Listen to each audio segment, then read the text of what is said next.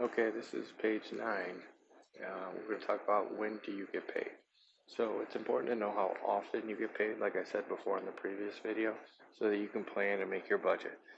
And you're going to find that different employers have different pay periods and different pay schedules. So please pay attention when you get that job. So how often do you get paid is known as your pay period.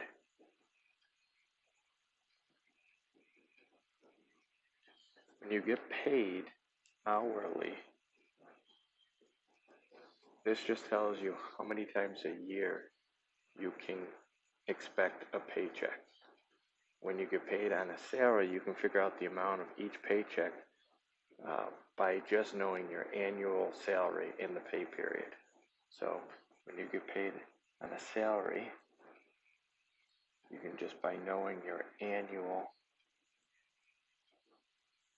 salary, you can determine how much your each individual check is going to be. So if you're getting paid bi-weekly, that's 26 times per year.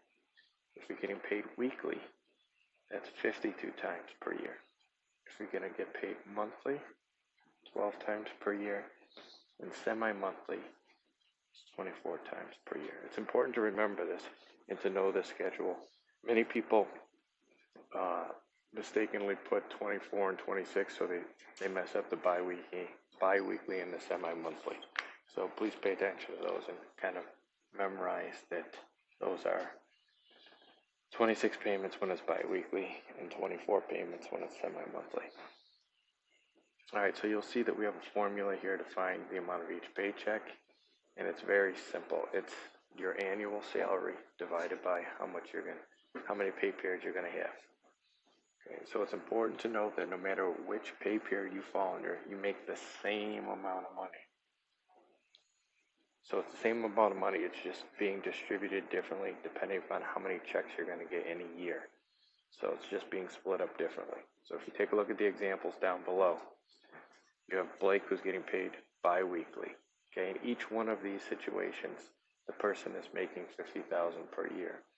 All we're doing is we're dividing that $50,000 differently depending upon how often they're getting paid. So in the first one, he's getting paid 26 times per year. So his salary is going to be $1,923.08 each paycheck. For Jackie, she's getting paid weekly. So that's divided by 52. And her weekly check is going to be $961.54. For Ira, we have monthly payment. So it's divided by 12, and the monthly payment is going to be $4,166.67. And for Andy, he's getting paid semi-monthly,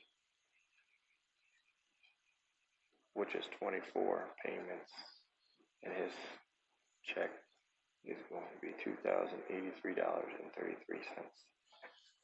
The important thing to note is this is the same amount of money. Each person here is receiving the same amount of money over the course of the year. It's just their checks are going to be differently. So therefore, they're going to have to plan and budget differently. Because if you're only getting one check, as in this example here, one check, that check has to last you all month long. Whereas in the other example here, you're getting one check per week. So again, both people are going to have to budget differently in order to make that money work for them throughout the course of their month and year with their budget. So again, they're all making the same amount of money. It just comes down to how they're getting it and how they're budgeting it. That's really going to be the most important part. So then we go on to further questions about getting paid. So what is getting paid off the books or under the table? Some of you guys may know this. It's getting paid when there are no taxes being taken out of your pay. You would generally be paid in cash or a personal check. Legally, a business cannot do this.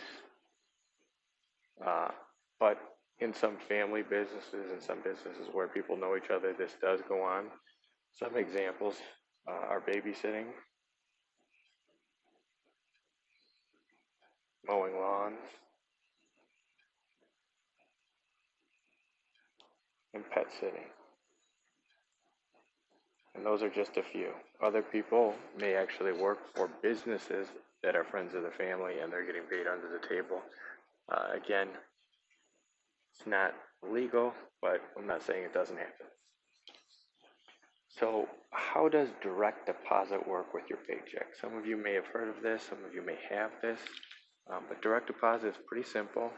When you choose to use direct deposit, you will simply complete a form that links your paycheck to your bank account.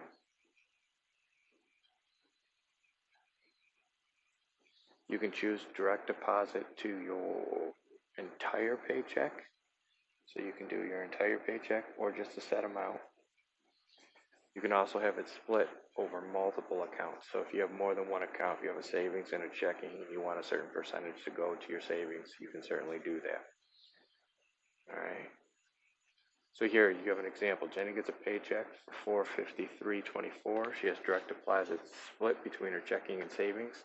$75 will automatically be deposited into her savings account each time she gets paid. The remainder goes into her checking account. How much will go into her checking account? Well, we take her check. We subtract 75 that's going to her savings. And 378.24 is what's going to go into her checking account. Okay. And the last thing we're going to talk about in this video is minimum wage. Okay, and some of you guys are familiar with this because you already have part-time jobs and you're probably making minimum wage. If you're fortunate enough, maybe you're making a little bit over minimum wage. But when you get an hourly job and you get paid hourly, you have to be paid at least a certain amount. This amount is called minimum wage.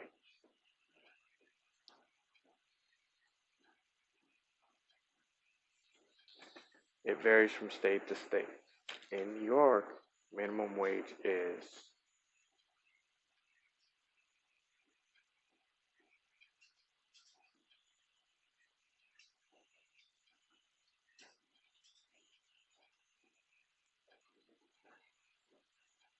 okay. I wanted to double check to make sure that I gave you accurate and up-to-date numbers here.